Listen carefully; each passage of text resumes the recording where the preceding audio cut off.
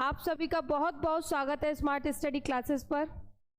और मैं आपका तहे दिल से बहुत बहुत स्वागत करती हूँ। ठीक है, फर्स्ट क्वेश्चन है हमारा, शुक्र जनन पर टिप्पणी लिखिए। शुक्र जनन या शुक्र जनन को हम कहेंगे स्पर्मेटोजेनेसिस। क्या कहेंगे?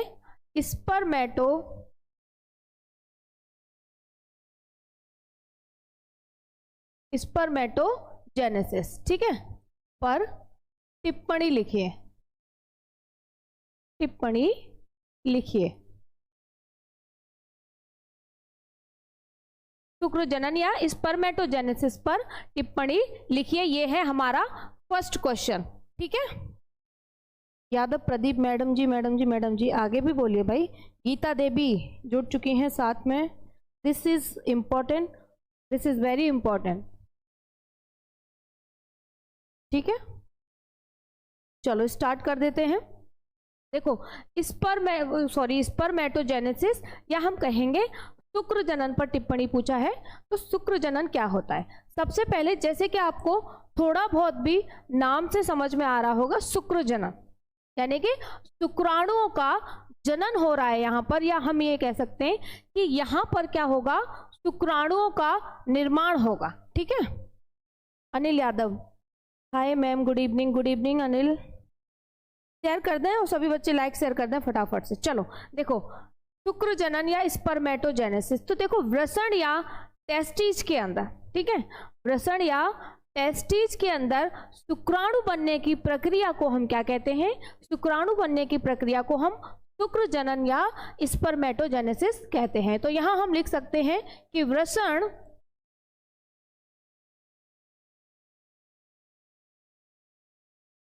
में शुक्राणु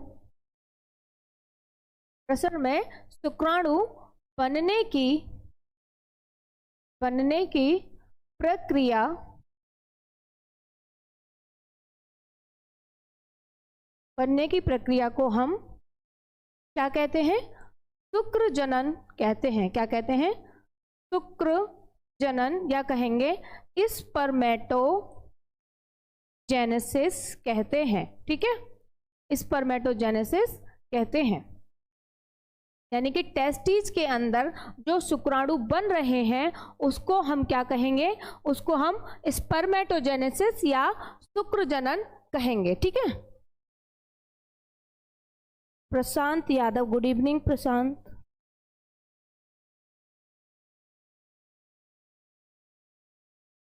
चलो आगे चले फिर। चलो देखो, एक लाइन और इसमें देखिएगा। देखो, आप सभी ने सुना होगा टेस्टिस के अंदर शुक्र जनक नलिकाएं या सेमिनिफेरस ट्यूब्यूल्स होती हैं। ठीक है, क्या? शुक्र जनक नलिकाएं या सेमिनिफेरस ट्यूब्यूल्स होती हैं। सेमिनिफेरस ट्यूब्यूल्स की जो भीतरी भित्ति होती है उसमें शुक्राणुजन एक और कोशिका होती है। क्या? शुक्राणुजन। उसमें होता है समसूत्री विभाजन और उसके बाद में होता है शुक्राणुओं का निर्माण। तो हम यहाँ पर एक और ये पॉइंट ऐड कर सकते हैं। यहाँ पर team star, good evening team star. देखो, तो हम यहाँ पर एक पॉइंट ऐड कर सकते हैं,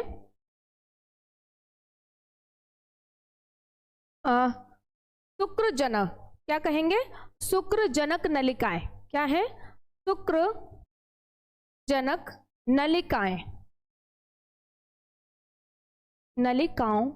शुक्र जनक नलिकाओं को हम क्या कहते हैं? Seminiferous tubules. क्या कहते हैं? सेमिनिफेरस ट्यूब्यूल्स कहते हैं। तो हम कह रहे हैं शुक्र जनक नलिकाओं की भीतरी सतह पर, कहां पर? भीतरी सतह पर, यानी कि जो टेस्टिस के अंदर सेमिनिफेरस ट्यूब्यूल्स हैं उनकी भी भीतरी सतह पर एक शुक्राणुजन, क्या? शुक्राणुजन एक और लेयर पाई जाती है, या कहेंगे एक और कोशिका पाई जाती है। उसमें होता है समसूत्री विभाजन। उसके दौरान हमें प्राप्त होते हैं क्या? शुक्राणु। ठीक है, तो शुक्र जनक नलिकाओं की भीतरी सतह पर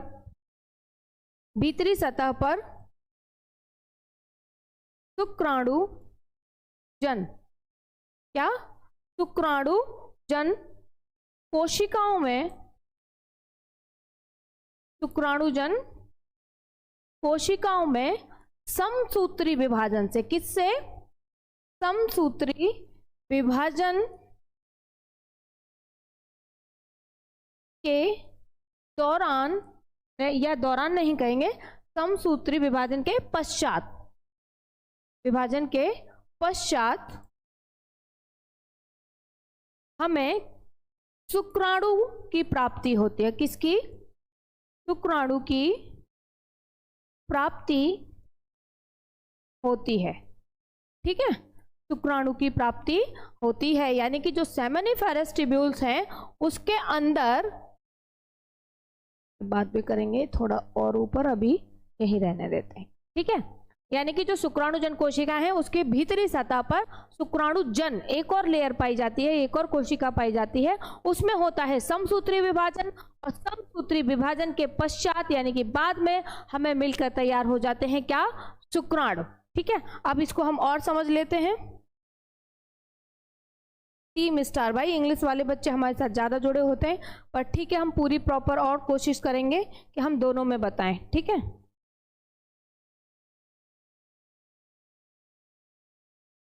ठीक है ना, चलो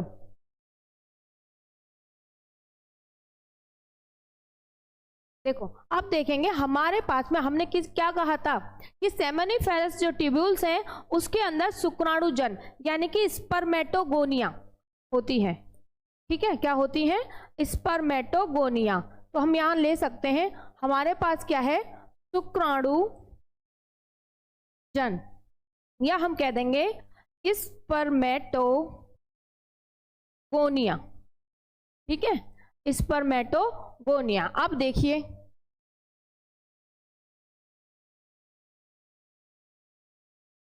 शुक्राणुजन या स्पर्मेटोगोनिया जो हमने लिया है, इसमें होगा क्या, समसूत्री विभाजन। क्या होगा इसमें, इसमें क्या होगा, समसूत्री विभाजन। हमने अभी भी बताया था कि शुक्राणुजन कोशिकाओं में समसूत्री विभाजन होता है, उसके पश्चात हमें क्या प्राप्त होते हैं, शुक्राणु प्राप्त होते हैं। तो देखिए,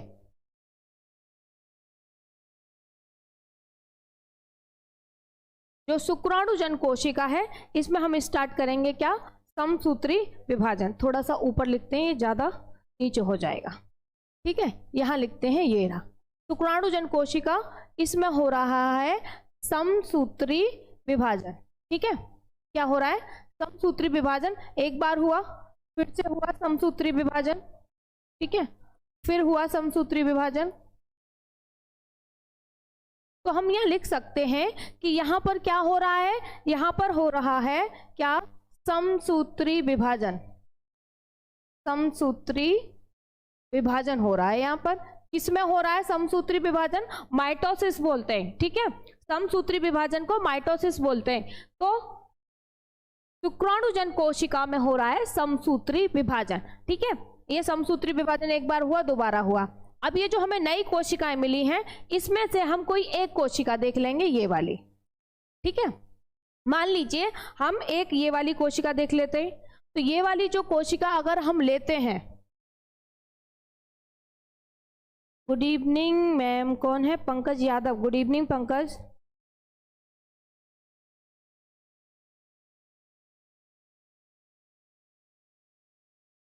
संतोष पूछ रहे हैं कि मैम समसूत्री विभाजन का क्या मतलब होता है। देखो संतोष, समसूत्री विभाजन का मतलब होता है कि विभाजन के पश्चात जो नई कोशिकाएं बनी हैं उनमें भी, उनके अंदर भी जो गुणसूत्र होंगे उनकी संख्या समान होगी। या हम ये कह सकते हैं कि समसूत्री विभाजन में जो हमारी जनक कोशिका थी उससे जो संतति कोशिका मिली है उसमें भी गुणसूत्रों की संख्या समान रहेगी। और अर्धसूत्री विभाजन में जनक कोशिका से संतति कोशिका में जो गुणसूत्रों की संख्या है वो आधी रह जाएगी अर्धसूत्री विभाजन में, और समसूत्री विभाजन में गुणसूत्रों की संख्या कैसी रहेगी, समान रहेगी। ठीक है पंकज।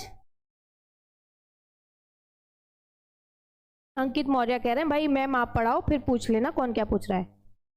मैं भी यूपी से हूँ, अनिल यादव कह रहे हैं, अच्छी बात है अनिल, आप भी यूपी से हैं। सभी बच्चे लाइक शेयर कर देंगे इसी बात पे फटाफट से। चलो हमने एक कोशिका ले ली, ठीक है, हमने एक जो हमें नई कोशिकाएं मिली हैं, एक कोशिका ले ली। अब ये जो एक कोशिका ली है इसमें फिर से विभाजन होगा। देखो जब इसमें विभाजन होगा तो इसको हम कह देंगे, ये जो हमें प्राप्त हुई है ये है क्या, प्राथमिक शुक्र कोशिका। ये क्या है, इसको हम क्या कह देंगे, प्राथमिक शुक्र कोशिका, ठीक है, इसको हम क्या कह रहे हैं, प्राथमिक शुक्र कोशिका कह रहे हैं, ठीक है। अब ये जो प्राथमिक शुक्र कोशिकाएं हैं, अब इनमें फिर से होगा क्या, अब फिर से नहीं, पहले हुआ था समसूत्री विभाजन, अब होगा इसमें क्या, अर्धसूत्री विभाजन फर्स्ट, या हम लिख सकते हैं अर्धसूत्री विभाजन प्रथम। ध्यान से सुनिए, हमारे पास में शुक्राणुजन थे, स्पर्मेटोगोनिया थे, समसूत्री विभाजन हुआ, फिर से हुआ। जब समसूत्री विभाजन के बाद में हमें जो नई कोशिकाएं मिली उनमें से किसी एक कोशिका में फिर से विभाजन हुआ। जब ये विभाजन हो गया तो ये हमें मिली प्राथमिक शुक्र कोशिकाएं। अब ये जो हमें प्राथमिक शुक्र कोशिकाएं प्राप्त हुई हैं इसमें होगा क्या, इसमें होगा अर्धसूत्री प्रथम। क्या होगा इसमें, अर्धसूत्री विभाजन प्रथम होगा, ठीक है। यहां तक क्लियर है। Aditya Kumar good evening. देखो अर्धसूत्री प्रथम विभाजन हुआ, अब अर्धसूत्री प्रथम विभाजन के बाद में ध्यान से देखेंगे, अब ये जो एक कोशिका है इसमें फिर से विभाजन होगा, ठीक है, इसमें फिर से विभाजन होगा। तो इसमें जब फिर से विभाजन होगा तो फिर से हमें दो नई कोशिकाएं मिल जाएंगी। अब ये जो दो नई कोशिकाएं मिली हैं ये क्या है, यहाँ पे ये क्या थी, प्राथमिक शुक्र कोशिकाएं, ये क्या होंगी, द्वितीयक शुक्र कोशिका। क्या होंगी ये, द्वितीयक शुक्र कोशिका। क्या होंगी, द्वितीयक शुक्र कोशिका होंगी ये, ठीक है। अब हमें द्वितीयक शुक्र कोशिका मिल गई। अब ये जो द्वितीयक शुक्र कोशिकाएं हैं, अब होगा इनमें क्या, इसकी हम एक कोशिका ले लेंगे, अब इसकी एक कोशिका में होगा फिर से विभाजन।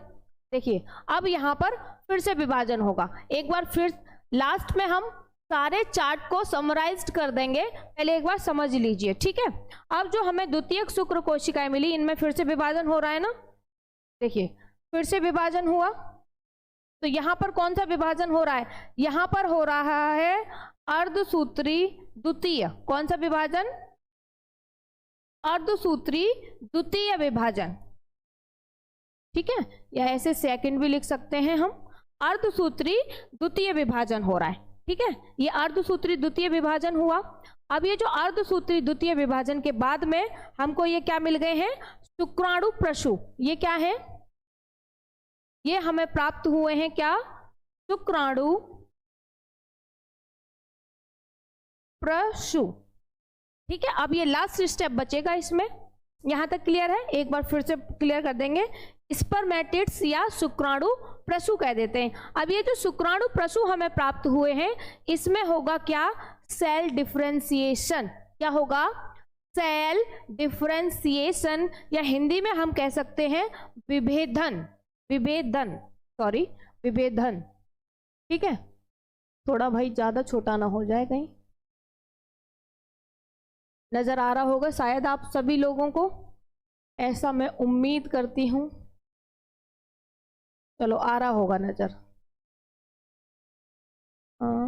ठीक है। चलो अब देखिए, ये जो हमें शुक्राणु प्रसु या स्पर्मेटिड्स मिले हैं, अब इसमें विभेदन होगा। क्या होगा यहाँ पर, विभेदन। विभेदन के बाद में, थोड़ा बड़ा हो गया, विभेदन के बाद में अब हमको यहाँ पर मिल जाएंगे क्या, स्पर्म।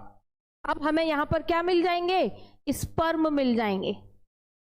स्पर्म लिख देते हैं क्योंकि यहाँ पे बनाने के लिए अभी जगह है नहीं, ठीक है। क्या मिल जाएंगे, स्पर्म। पर स्पर्म मिलेंगे किसकी वजह से, यहाँ पर क्या होगा, यहाँ पर होगा विभेदन, ठीक है। यहाँ पर ये जो शुक्राणु प्रसु मिले हैं इनमें होगा विभेदन, और विभेदन के बाद में हमें स्पर्म मिलके तैयार हो जाएंगे। एक बार समझ लीजिए फटाफट से, हमारे पास था शुक्राणुजन या कहेंगे स्पर्मेटोगोनिया। स्पर्मेटोगोनिया कहाँ था? सेमेनिफेरस ट्यूब्यूल्स के अंदर था, ठीक है। इसमें हुआ समसूत्री विभाजन, ध्यान से सुनेंगे, इसमें समसूत्री विभाजन हुआ, फिर से हुआ समसूत्री विभाजन के बाद में हमें अगर हम एक कोशिका ले लेते हैं, अगर एक का ही देखेंगे तो वहां पर हमको सबसे पहले प्राप्त होती हैं प्राथमिक शुक्र कोशिकाएं, ठीक है। सबसे पहले प्राथमिक शुक्र कोशिका या प्राइमरी स्पर्मेटोसाइट्स कहेंगे हम, ठीक है। प्राथमिक शुक्र कोशिका या प्राइमरी स्पर्मेटोसाइट्स कहेंगे। प्राइमरी स्पर्मेटोसाइट्स में होगा क्या? अर्धसूत्री प्रथम विभाजन। ध्यान देंगे, पहले हो रहा है, देखो ऐसे याद रखो, प्राथमिक शुक्र कोशिका है तो उसमें अर्धसूत्री प्रथम हो रहा है, ठीक है। अब इसकी किसी एक कोशिका में विभाजन होगा तो हमको मिलेगा द्वितीय शुक्र कोशिका, उसमें होगा क्या? अर्धसूत्री द्वितीय विभाजन।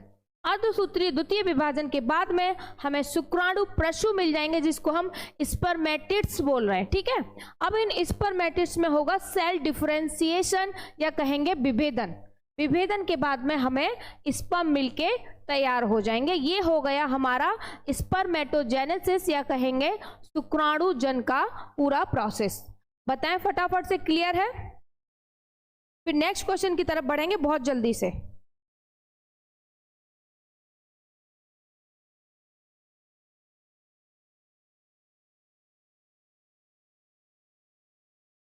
नेक्स्ट क्वेश्चन की तरफ बढ़ेंगे, जल्दी बताएं, क्लियर है? नेक्स्ट क्वेश्चन है हमारा निषेचन या कहेंगे फर्टिलाइजेशन, ठीक है। नेक्स्ट क्वेश्चन क्या है हमारा? नेक्स्ट क्वेश्चन है हमारा निषेचन। चलो नेक्स्ट क्वेश्चन की तरफ बढ़ते हैं, आप लोग बता ही दोगे, क्लियर होगा सबको। पंकज भाई I am fine and you भाई? ओहो, बातें चल रही हैं। अच्छा, अनिल यादव कह रहे हैं मैम मैंने इसे बहुत अच्छे से पढ़ा है, मुझे याद है। चलो, एक बच्चे ने कहा है मैम क्लियर है, बाकी तो बात करने से लगे। अनिल यादव क्लियर है ma'am. Priyanshu Shukla yes ma'am. चलो आगे बढ़ते हैं फिर। नेक्स्ट क्वेश्चन है हमारा क्या? नेक्स्ट क्वेश्चन है हमारा निषेचन। निषेचन पर टिप्पणी लिखिए, या हम ये कह सकते हैं कि निषेचन क्रिया किसे कहते हैं, ठीक है। नेक्स्ट क्वेश्चन है हमारा निषेचन क्रिया किसे कहते हैं? किसे कहते हैं? निषेचन क्रिया किसे कहते हैं? आंसर देख लेंगे, आप लोग भी आंसर करिए, आपको इसमें कुछ भी आता है तो, ठीक है। और मैं उम्मीद करती हूँ कि आप सभी को आता होगा ऐसा। क्लियर है मैम? सॉरी रेखा बोल रही है क्लियर है मैम। सोम चौधरी क्लियर है मैम। चलो आगे बढ़ जाएं फिर। चलो, तो निषेचन किसे कहते हैं? जब एक मादा युग्मक और नर युग्मक का संलयन आपस में मिलकर क्या बनाता है? एक युग्मनज बनाता है। तो इस प्रक्रिया को हम क्या कहते हैं? इस प्रक्रिया को हम निषेचन या कहेंगे फर्टिलाइजेशन कहते हैं। चलो देख लेते हैं। तो हम यहाँ लिख सकते हैं एक मादा युग्मक कहेंगे, क्या कहेंगे? एक मादा युग्मक, एक मादा युग्मक तथा एक नर युग्मक, एक नर युग्मक का आपस में संलयित होकर, आपस में संलयित या फ्यूजन भी बोल सकते हैं हम, फ्यूजन, आपस में संलयित होकर युग्मनज या कहेंगे हम क्या? जाइगोट, युग्मनज बनाने की प्रक्रिया को क्या कहेंगे? बनाने की प्रक्रिया को हम निषेचन कहते हैं, ठीक है।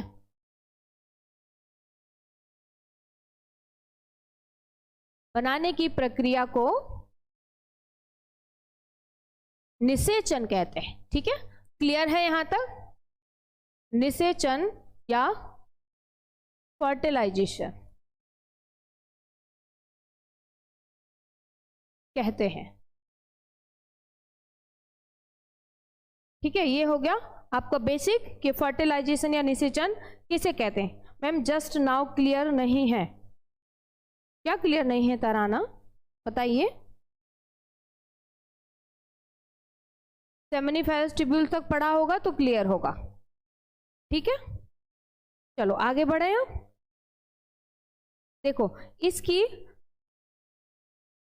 इसका फर्स्ट अगर हम देखेंगे इसकी 3 स्टेप होती हैं, इसकी 3 स्टेप होती हैं। फर्स्ट है शुक्राणु का, क्या है फर्स्ट, शुक्राणु का किसके पास पहुंचना, शुक्राणु का अंड कोशिका के पास पहुंचना, शुक्राणु का अंड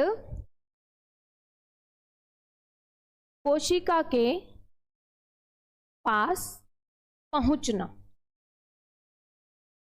ठीक है, फर्स्ट है हमारा शुक्राणु का अंड कोशिका के पास पहुंचना। दूसरा है शुक्राणु द्वारा अंड कोशिका का भेदन। सेकंड क्या है, शुक्राणु द्वारा अंड कोशिका का, अंड कोशिका का भेदन, यानी कि उसको पेनिट्रेट करना, भेदना। ठीक है, भेदन क्या होता है, पेनिट्रेशन, यानी कि उसको तोड़कर अंदर चले जाना। ठीक है, भेदना होता है, पेनिट्रेशन बोलेंगे। और थर्ड है शुक्राणु केंद्रक तथा अंड केंद्रक का मिलना। थर्ड क्या है, शुक्राणु केंद्रक तथा अंड केंद्रक, यानी कि जो अंड कोशिका का केंद्रक है, अंड केंद्रक का संलयन। ठीक है, तो हम निषेचन की प्रक्रिया में ये 3 स्टेप देखेंगे। पहला, शुक्राणु अंड कोशिका के पास पहुंचना, शुक्राणु का, हाँ, जब जो स्पर्म है वो कहां पर पहुंचेगा, एग के पास पहुंचेगा, वहां की बात कर रहे हैं हम। ठीक है, कि शुक्राणु का अंड कोशिका के पास पहुंचना फर्स्ट।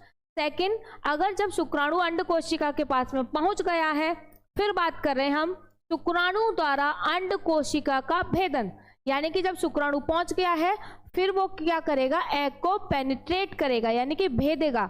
एग की जो लेयर है, आउटर लेयर, उसको क्या करेगा, ब्रेक करेगा, तोड़ेगा। ठीक है, थर्ड है शुक्राणु केंद्रक तथा अंड केंद्रक का संलयन, यानी कि जब दोनों का फ्यूजन हो जाएगा एग और स्पर्म का, तो जो शुक्राणु का न्यूक्लियस है और जो एग का न्यूक्लियस है वो क्या होगा, आपस में उसका क्या हो जाएगा, संलयन, यानी कि दोनों का मिलाप हो जाएगा। ये प्रक्रिया हम इसमें देखेंगे। ठीक है,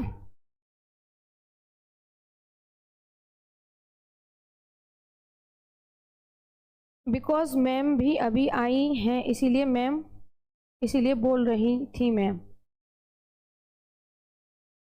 चलो भाई, पता नहीं आप लोग क्या बात कर रहे हो, फिलहाल मुझे समझ नहीं आया। चलो आगे देखें, फिर हम आगे बढ़े। इसको देखो, फोकस करो, अब बहुत हो गई बहन। चलो हाँ, सही बात है। अब यहां तक आपने देख लिया, अब बहुत ध्यान से सुनेंगे भाई। ठीक है, बहुत ध्यान से सुनना है अब आप लोगों को। चलिए, बातें तो हो गई हैं, चलो आ जाइए यहाँ पर, डायग्राम पे आ जाते हैं हम।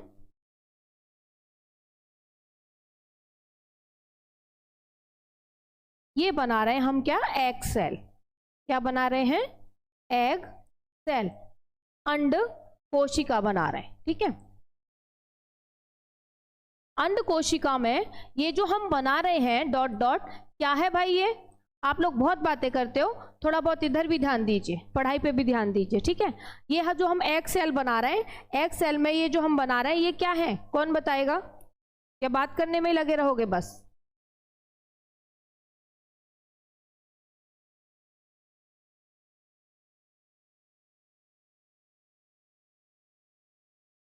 ये बना रहे हैं हम क्या, प्रोटीन रिसेप्टर। क्या बना रहे हैं, प्रोटीन रिसेप्टर बना के तैयार कर रहे हैं। ठीक है, तो ये क्या है, ये क्या है, प्रोटीन रिसेप्टर, ठीक है, प्रोटीन को ग्रहण करने वाला प्रोटीन रिसेप्टर है। और ये जो हमने जो अलग लेयर बनाई है एक और, ये वाली जो हमने लेयर बनाई है बाहर वाली, ये इसको हम कहेंगे, ये है क्या, जोना पेल्यूसिडा। ये कौन सी लेयर है हमारी, ये है जोना पेल्यूसिडा, ठीक है। और जो इसके एक और बाहर लेयर होती है वो कौन सी होती है, कोरोना रेडिएटा। वो वाला कोरोना नहीं जो सबको हो गया था, ठीक है, वो वाला कोरोना नहीं। तो ये क्या है, जोना, थोड़ा नीचे लिखेंगे भाई, यहाँ पे बहुत कुछ है लिखने को हमारे पास में, तो हम यहाँ लिखेंगे ये है क्या, अरे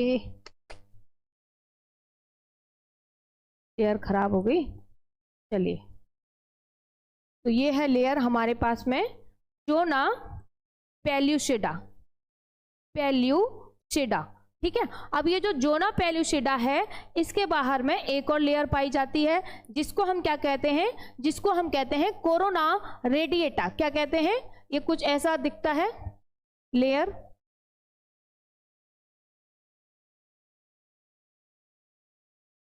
पूरा नहीं बनाएंगे, थोड़ा समझाने के लिए हम बना दे रहे हैं। ये क्या है, ये है कोरोना, कोरोना रेडिएटा, ठीक है। ये देखो, ये जो इंग्लिश में नाम है सेम आप इनको हिंदी में भी ऐसे ही लिखोगे, जोना पेल्यूसिटा को जोना पेल्यूसिटा, कोरोना रेडिएटा को कोरोना रेडिएटा, सेम ये ऐसे ही रहेगा। मैम जी इंग्लिश की क्लास, मैम ये लोग मुझसे कुछ पूछ रहे हैं इसीलिए मैं बता रही हूँ। लास्ट बार मैं नोएडा से हूँ, रेखा सिस्टर। चलो कर लीजिए आप लोग अपनी बातें। चलो यहाँ तक क्लियर है, यहाँ तक क्लियर है। Zona pellucida layer, protein receptor, corona radiata, और यहाँ पर ये क्या होगा, एग प्लाज्मा मेम्ब्रेन, ठीक है। ये क्या होगी, एग प्लाज्मा मेम्ब्रेन।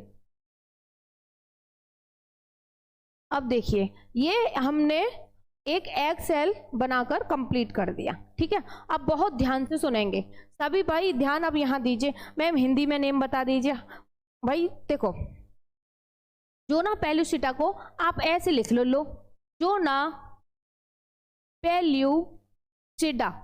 मैंने इसीलिए पहले ही बोल दिया कि जो इंग्लिश में नाम है आप इसको हिंदी में भी सेम ऐसे ही लिखोगे, जोना पेल्यूसिटा जोना पेल्यूसिटा, corona radiata corona radiata.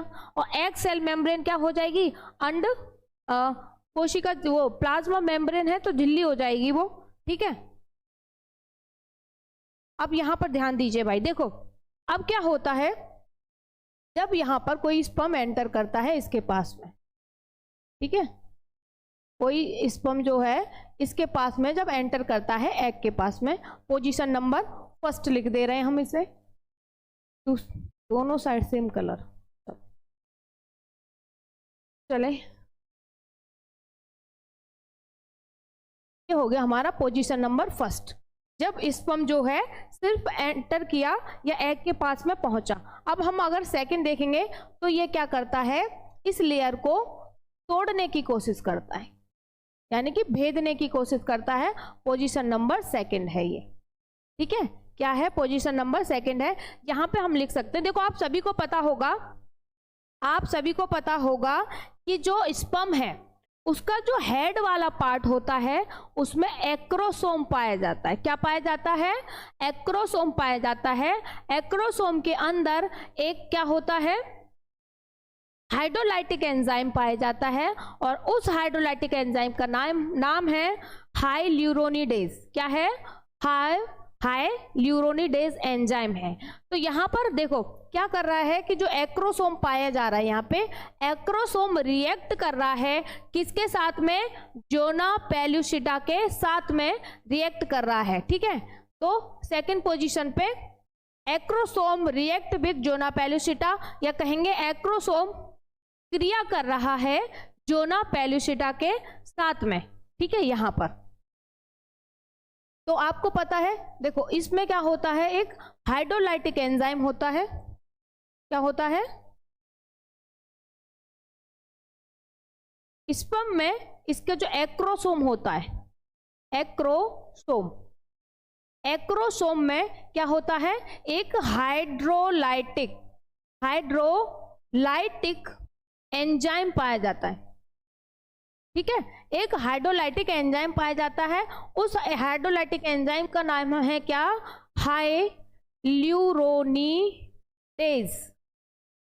हाइल्यूरोनिडेज enzyme.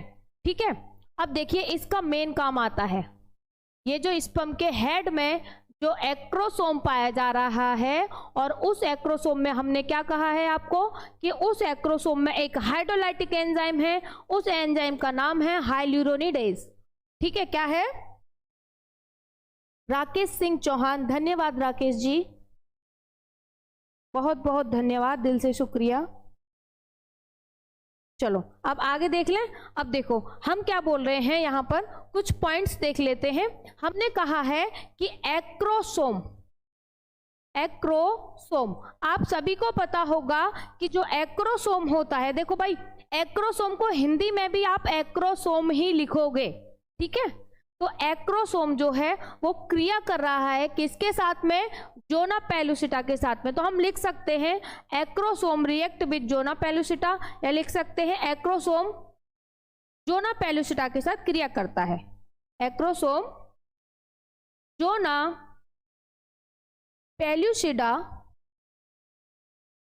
के साथ क्रिया करता है, ठीक है, एक्रोसोम जो है किसके साथ क्रिया कर रहा है? जोना पेलुसिटा के साथ में। सेकंड पॉइंट देखेंगे।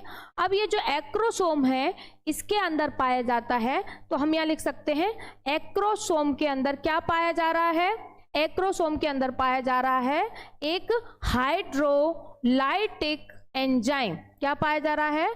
हाइड्रोलाइटिक एंजाइम पाया जा रहा है। अब हम हाइड्रोलाइटिक एंजाइम को भी हिंदी में भी हाइड्रोलाइटिक एंजाइम ही आप लिखोगे। ठीक है, हाइड्रोलाइटिक एंजाइम। अब वो हाइड्रोलाइटिक एंजाइम भाई है कौन सा? हमने ये तो पढ़ लिया कि जो एक्रोसोम है उसके अंदर एक हाइड्रोलाइटिक एंजाइम पाया जा रहा है, पर वो हाइड्रोलाइटिक एंजाइम है कौन सा? तो वो हाइड्रोलाइटिक एंजाइम है क्या?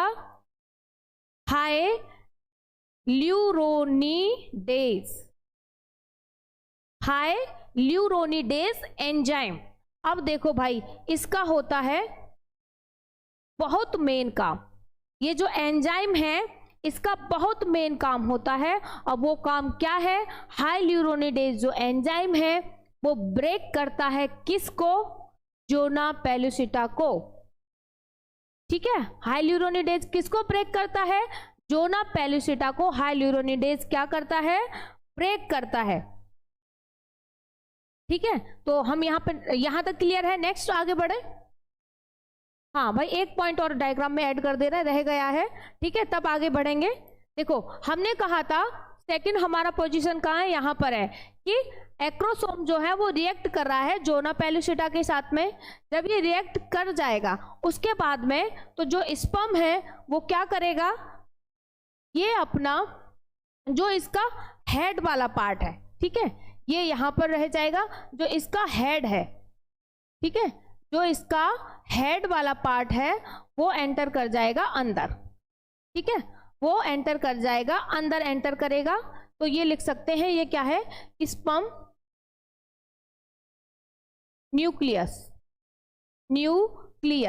और यहां पर इसको मिलेगा क्या? इसको मिलेगा क्या? Egg nucleus.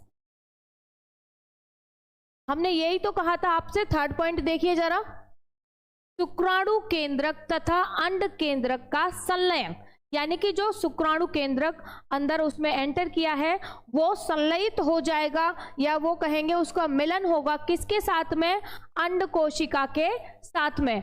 तो देखो जब स्पर्म जो है एग को भेद कर अंदर एंटर करता है तो पूरा स्पर्म एंटर नहीं करता है, सिर्फ उसका हेड वाला पार्ट जहां पे न्यूक्लियस है वो एंटर करता है। ठीक है, अब ये जो न्यूक्लियस एंटर किया है अब ये क्या करेगा? अब ये संलयित हो जाएगा किसके साथ में भाई, एग सेल के साथ में ये मिल जाएगा। ठीक है, क्या हो जाएगा, एग सेल के साथ में ये मिल जाएगा। ठीक है, पंडित करीना पांडे, हम ठीक हैं भाई।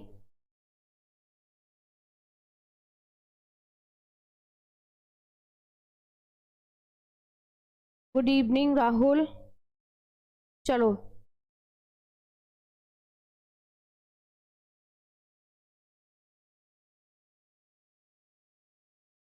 अरे अब तो मैं फेल हो गया, राजू पंजाबी कह रहे हैं अब तो मैं फेल हो गया। चलो भाई यहाँ पर ध्यान दे लो। हाँ यहाँ तक क्लियर है। हमने अब देखो स्पर्म का न्यूक्लियस और एग का न्यूक्लियस क्या होगा, आपस में संलयित हो जाएगा। ये था हमारा थर्ड पॉइंट, यही तो था, थर्ड पॉइंट था ना ये। अब देखो, अब जो स्पर्म एंटर किया है, ध्यान से सुनेंगे,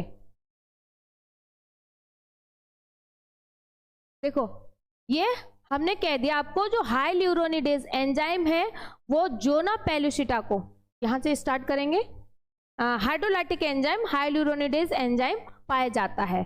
अब जो हाइल्यूरोनिडेज एंजाइम होता है ये क्या करता है, ध्यान से सुनेंगे,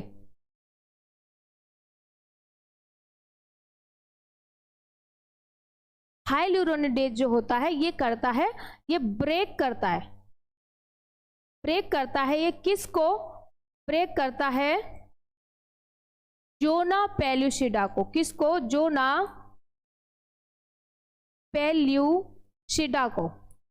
ठीक है, ये जोना पेलुसिडा को ब्रेक कर देता है, या कहेंगे जोना पेलुसिडा को ये तोड़ देता है।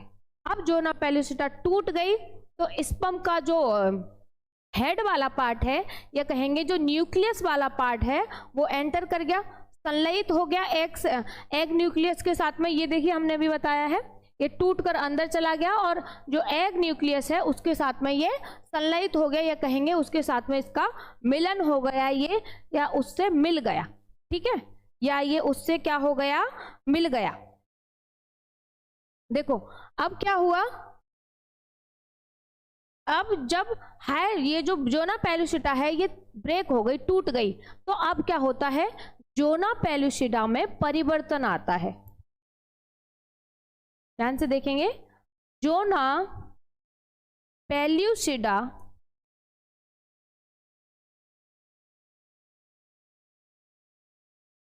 में परिवर्तन आता है।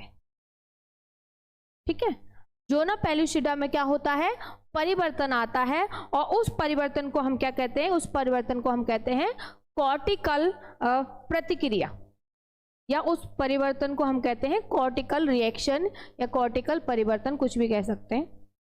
यानी कि जोना पेलुसिडा में जो परिवर्तन आया। ठीक है, तो जोना पेलुसिडा में परिवर्तन आता है, वो परिवर्तन क्या होता है, तो चलो पहले लिख देते हैं, जोना पेलुसिडा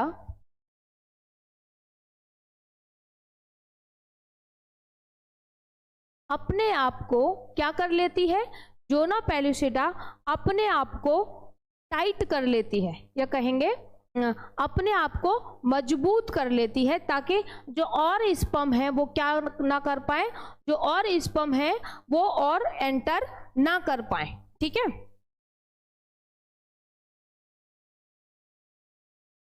ठीक है, तो जोना पेलुसिडा अपने आप में परिवर्तन कर लेती है, परिवर्तन कर लेती है, क्योंकि अन्य शुक्राणु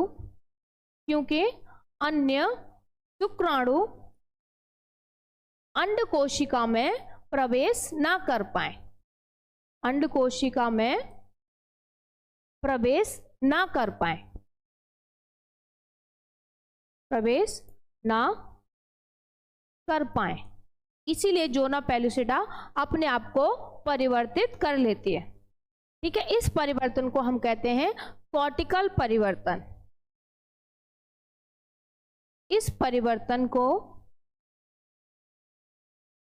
हम कॉर्टिकल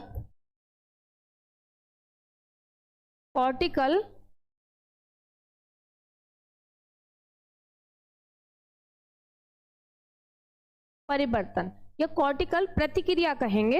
हाँ, कॉर्टिकल प्रतिक्रिया, सॉरी, इस परिवर्तन को हम कॉर्टिकल प्रतिक्रिया या कॉर्टिकल रिएक्शन कहते हैं। ठीक है, कॉर्टिकल रिएक्शन कहते हैं। यानी कि जब स्पर्म एंटर किया और जोना पेलुसिटा ने अपने आप में परिवर्तन कर लिया, तो उस परिवर्तन को हम कॉर्टिकल रिएक्शन या कॉर्टिकल परिवर्तन कहते हैं। क्लियर है यहां तक? बताएं भाई फटाफट से, यहां तक क्लियर है सभी को? या हम ये कह सकते हैं कि जो जोना पेलुसिडा है ना, वो क्या हो जाती है, जोना पेलुसिडा अन्य शुक्राणुओं के लिए, जोना पेलुसिडा अन्य शुक्राणुओं के लिए, अन्य शुक्राणुओं के लिए कैसी हो जाती है, अपारगम्य, अपारगम्य व मोटी हो जाती है, वह मोटी हो जाती है। ठीक है, यानी कि जो जोना पेलुसिटा है, जो और शुक्राणु उसके अंदर प्रवेश ना कर पाए, उनके लिए अपारगम्य यानी कि इम्परमिएबल हो जाती है और मोटी हो जाती है, ताकि और जो शुक्राणु हैं वो उसके अंदर प्रवेश ना कर पाए। ठीक है, और शुक्राणु उसके अंदर प्रवेश ना कर पाए, इसीलिए। चलो अब यहां तक बताओ, यहां तक क्लियर है सभी को?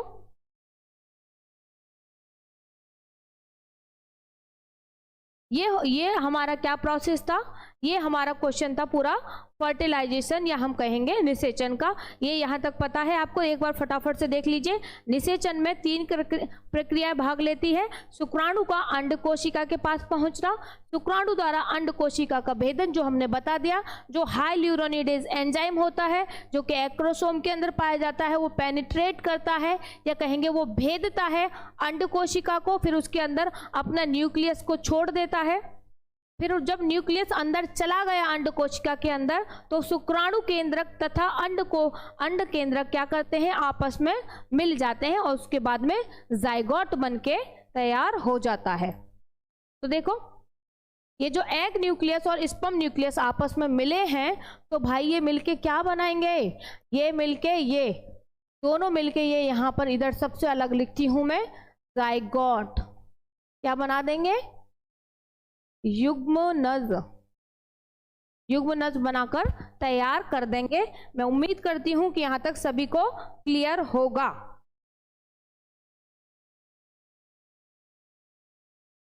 क्लियर है भाई?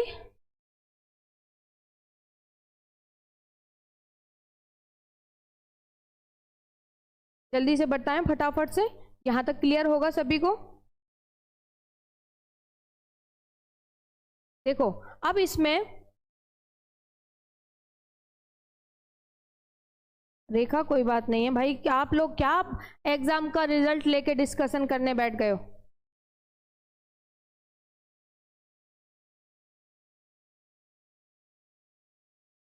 पंकज यादव, धन्यवाद पंकज। देखो आगे देख लीजिए, अब इसी में आगे देखिए। देखो अब इसमें थोड़ा सा आगे देख लीजिए।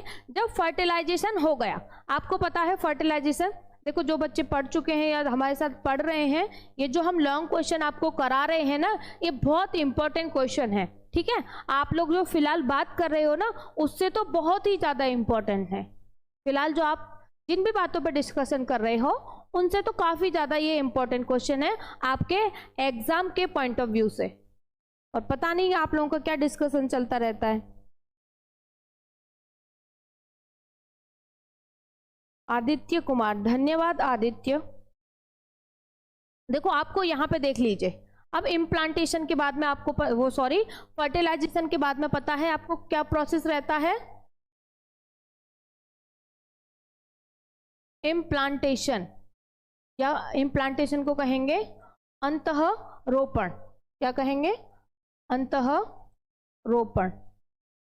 तो देखो जब फर्टिलाइजेशन हुआ, ध्यान से देखें भाई, बाद में कर लीजिएगा 2-4 मिनट बाद, ठीक है। हमने एक एग लिया, मतलब हमने नहीं लिया, प्रोसेस चल रहा है, हम कहाँ से ले लेंगे भाई एग? देखो एक एग मिला हमें, ठीक है, एग। अगर ये है हमारा फर्स्ट स्टेप, अब इस एग को फर्टिलाइज किया, इस एग, ये एग क्या हो गया, यहाँ लिख देते हैं हम फर्टिलाइजेशन, ठीक है। ये एग जो है फर्टिलाइज हो गया। फर्टिलाइज होने के बाद में ये क्या बन जाएगा? फर्टिलाइज होने के बाद में बन जाएगा ये क्या? 2 सेल जाइगोट।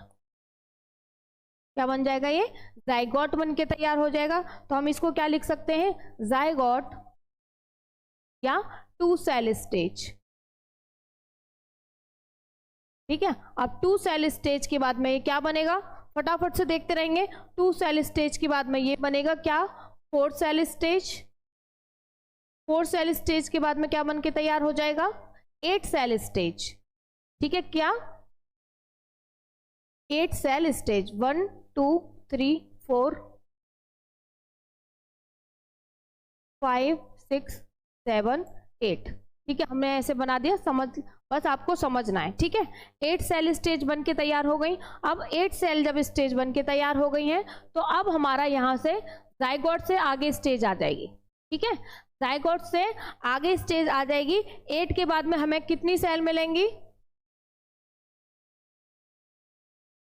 8 के बाद में हमको मिल जाएंगी यहाँ पर, 8 के बाद में हमको मिल जाएंगी 16 सेल। कितनी मिल जाएंगे? 16। तो 1 2 3 4 5 6 7 8 9 10 11 12 13 14 15 16, ठीक है।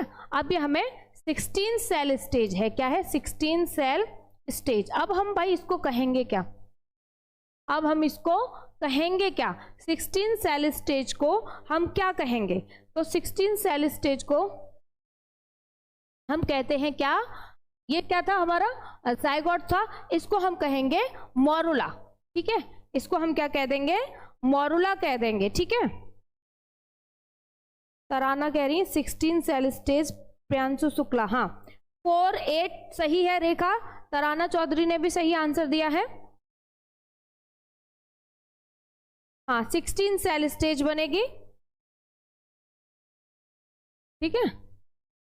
स्टेज एस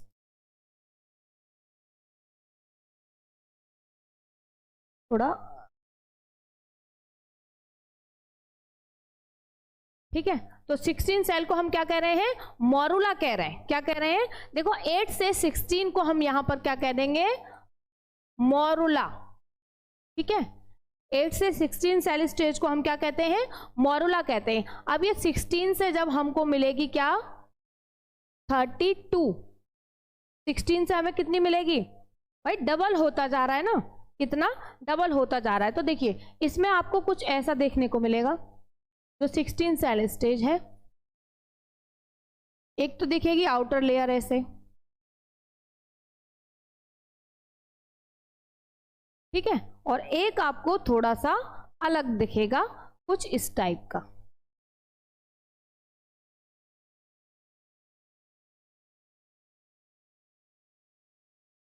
ठीक है।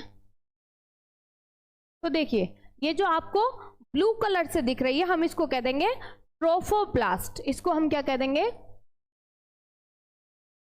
ट्रोफोब्लास्ट, ठीक है। जो आउटर लेयर है ये वाली जो है, इसको हम कह देंगे क्या? ट्रोफोब्लास्ट। और ये जो है, जो पिंक कलर से लिखी हुई है, इसको हम कह देंगे ICM। थोड़ा पास लिखेंगे, ICM यानी कि इनर सेल मास। इसे हम क्या लिख देंगे? इनर सेल मास, ठीक है। ICM को हम लिख देंगे इनर सेल मास। अब देखिए ये जो इनर सेल मास है, ये करता है बेबी का फॉर्मेशन, या कहेंगे एम्ब्रियो का फॉर्मेशन जो होता है वो इनर सेल मास से ही होता है। ठीक है, इनर सेल मास से ही एक जो एम्ब्रियो होता है उसका फॉर्मेशन होता है। प्रियांशु, हाँ ICM कहते हैं। ठीक है, क्या कहते हैं? ICM। इससे क्या होता है? फॉर्मेशन होता है किसका? फॉर्मेशन होता है किसका? एम्ब्रियो का, नहीं एक बच्चे का कहेंगे, एक बेबी फॉर्म होता है इससे इनर सेल मास से। तो हम यहाँ लिख सकते हैं इनर सेल मास से क्या होता है? बेबी फॉर्म होता है, पर निर्माण लिख सकते हैं, बेबी का निर्माण होता है, वो बनकर तैयार हो जाता है। अब देखो इसको हम क्या कह देंगे? उसको हमने मोरुला कहा था, इसको हम कह देंगे ब्लास्टुला। इसको हम क्या कह देंगे? ब्लास्टुला। ठीक है, अब देखो यही इम्प्लांट हो जाता है कहां पर? ये इम्प्लांट हो जाता है कहां? यूटेरस के अंदर। इम्प्लांट, ये जो 32 सेल स्टेज बनी है ये इम्प्लांट हो जाएगी कहां पर? इम्प्लांट हो जाएगी, बहुत स्पीड के साथ में देखिएगा, ये इम्प्लांट हो जाएगी कहां? यूटेरस के अंदर। ठीक है, वो कहां पर इम्प्लांट हो रही है? वो होगी यूटेरस की जो इनर वॉल है, जिसको हम क्या कह रहे हैं? जिसको हम एंड्रोमेट्रियम कह रहे हैं। जिसको हम क्या कह रहे हैं? एंड्रोमेट्रियम कह रहे हैं। वहां पर ये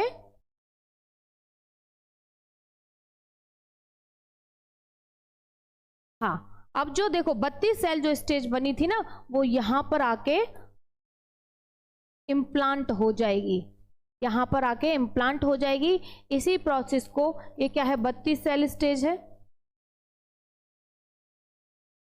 इसी को हम क्या कह देते हैं? या हम लिख सकते हैं, स्टेज नहीं लिखें, इसको हम कहते हैं इम्प्लांटेशन।